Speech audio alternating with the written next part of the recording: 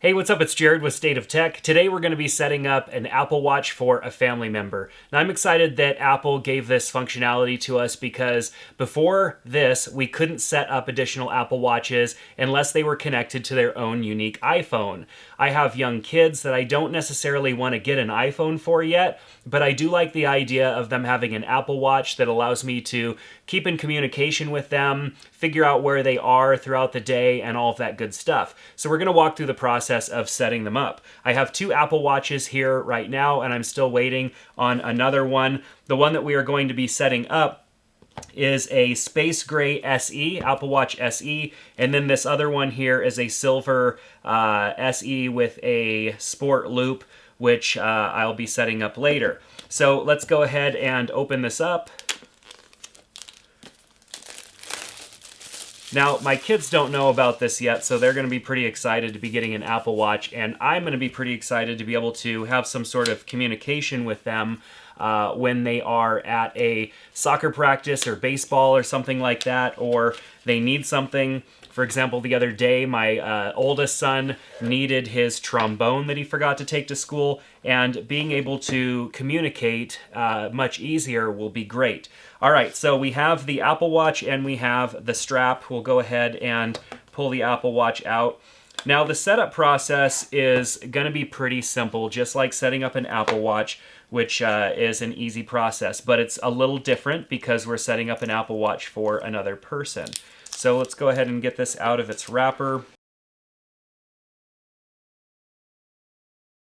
So the first thing we want to do, of course, is power on the Apple Watch. It's going to take a second to power on for the first time. And then, of course, we need the iPhone that we are going to be using to set this up. So I have my iPhone here. We're going to go into the Watch app. And then up at the top left where it says All Watches, we'll tap there. Now, in the past, if you set up multiple Apple Watches, whenever you switched between Apple Watches, it would switch the master Apple Watch from your phone. So if I had two watches and I switched between them, it would just switch my profile between the watches, and there was no way that I could share a watch with someone else. What's nice now is that I can. So I'm going to go ahead and tap Add Watch. I'm going to set up for family member. I'll hit Continue. Continue right through all of the little prompts here. Do the magical little scan to set up. There we go. Apple Watch is paired. We'll set up Apple Watch. It's going to go on my son's right hand, so we'll choose right hand. Now, I did opt to get a cellular edition of the Apple Watch for my son. This is going to require it being connected to a cellular account. Now, depending on the account that you have, you may easily be able to set that up from within your phone, or you may need to contact your wireless carrier. You may, if you purchased your watch, have already done that if you purchased your watch through your carrier directly. Now we're going to go ahead and create a passcode. This is a passcode that I'm going to commit to my child's mind later on. It will be his passcode for unlocking his Apple Watch. Now, because I already had family members set up in my iPhone, I can go ahead and choose one of the family members that already exists. If you don't have any family members set up, now is the time that you would want to do that by tapping Add New Family Member. I'm going to go ahead and select my child whose watch this is going to become, and it will start to connect that. So I do need to put in a password for his iCloud. This is part of the process. If you are setting up as a family member, you will need to connect it to either their existing iCloud account or create an iCloud account for them. It's a very simple process. So if you are getting this Apple Watch for a child, then you may want to turn on Ask to Buy.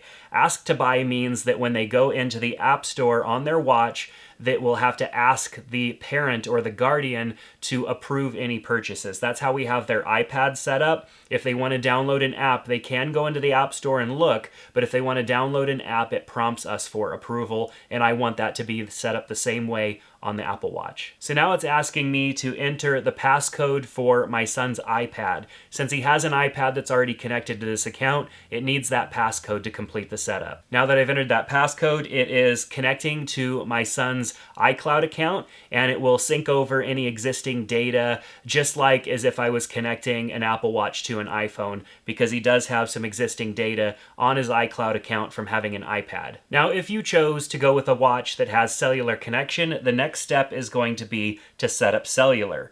I can tap set up cellular, but because I don't have a plan ready for his watch, I will need to go to my carrier to complete this. You can see that it is attempting to log into Verizon. Being that I have a business account, it's a little bit different of a process than a typical consumer account. So if you already have a line ready that you have had set up with your wireless carrier, you can now connect it. You'll also want to complete the Wi-Fi sign-in process as well. So go ahead and connect Wi-Fi and then enable location services and use Siri. Now, Apple Cash Family will allow you to add funds to your family member's account so that they can use their Apple Pay Cash to make payments with their watch. So if I wanted to put a little bit of money on my son's watch as an emergency in case he needed it or wanted to get a snack after school or something like that, and they did take Apple Pay, he can pay with his watch. The next step is to enable messages in iCloud. My son has a few friends, including his family members, that he can communicate with in iMessage, and I will want him to be able to communicate with iMessage through his Apple Watch to me and my wife and his siblings. And then, of course, he already does that using his iPad, so enabling this connects all of that so that it works together. Now, of course, an Apple Watch collects health data, and this would be the first time that my son has any sort of health data being collected. So now, in order to accept that, I need to tap on the share icon on the watch to connect his health data to the health app. Sharing his health data also makes it so that I can see his health data and he can see my health data, so we can encourage each other to get more steps in and be more active throughout the day. The next step is to enable emergency SOS and then set his contact, emergency contact, which of course would be me. Now, having a medical ID available on the watch would be pretty important, especially if you have a child who has health conditions that you want somebody to be aware about. For example, if they got hurt or injured, somebody who is a first responder could see this information, and it could be very beneficial to the treatment of your family member. Now, if my son did need to do an SOS emergency call, the watch can send his medical ID information along with that call. You can enable that or disable that or decide to set it up later. Now, being that I don't really have any medical information in there for him, I don't necessarily need to do that, but it also doesn't bother me, so I'm going to go ahead and share medical identification information. I'm then going to set up activity so that he can track his activity, which I'm going to have to fill out a few pieces of information so that the watch knows how to appropriately track his activity. Next is to set his daily activity, his move goal. Now, knowing that he's an active 10-year-old who, with his Fitbit, would blow me out of the water all the time, I could set this pretty high, but I think a move minutes of 60 per day is good, but I could maybe move it up to 90 and hit set that move goal. To include his exercise goal, we can choose how many minutes per day we want that activity to be, and we'll set that. And then stand, we'll set that goal as well. And then workout route tracking, I want to enable that. And then if I want to add some photos to his watch, I could do that right now. I'm going to go ahead and set that up later. Next, we want to set up our contacts for our family member. Now, being that my son is 10, he does have some friends that he can communicate with, and I'm okay with that, and then also some family members. So we're going to need to create a contact card for our child here. Of course, if you're setting this up for another family member, an older family member who doesn't have a phone or isn't going to be connected to a phone, you would want to just connect this to their existing contact card that you already had in your phone for them. Now I can add contacts that are approved for my son to be in communication with.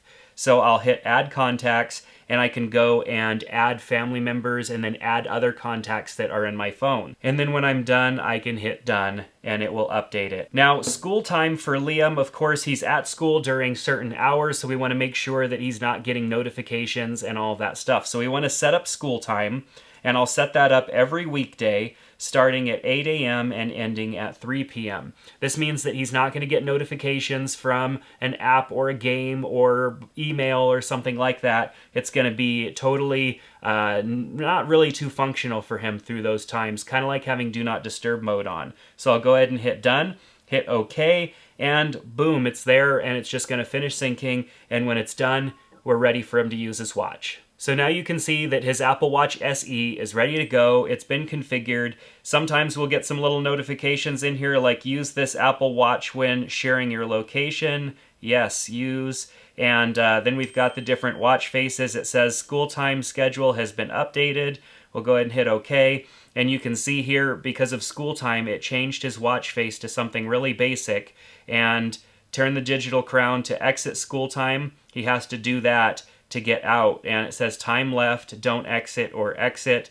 And so if I hit don't exit, it's going to go right back to it just being kind of a standard watch face. And so nothing really can be done. There's no swipe gestures, no features.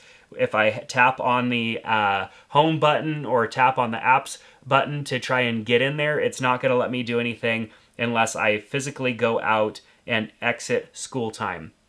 And of course, this information is going to show up in the Digital Wellbeing app as well, so it'll be interesting to see how all of this information ties together. If you're interested, I'll do a follow-up video after a couple of weeks so that we could see exactly what type of information as a parent I'm able to see that came into my phone because of my son's watch. So from my phone now, if I want to manage his watch, I simply go to All Watches and tap on his watch, and it's going to load his watch and all of the apps and all of the information that's on there so that I could manage it. So now when I hit done, you can see that I have Liam's Apple Watch selected, and I can go and look at all of the information, apps, details, and even finish setting up things like the cellular setup that I'm going to have to finish for his watch.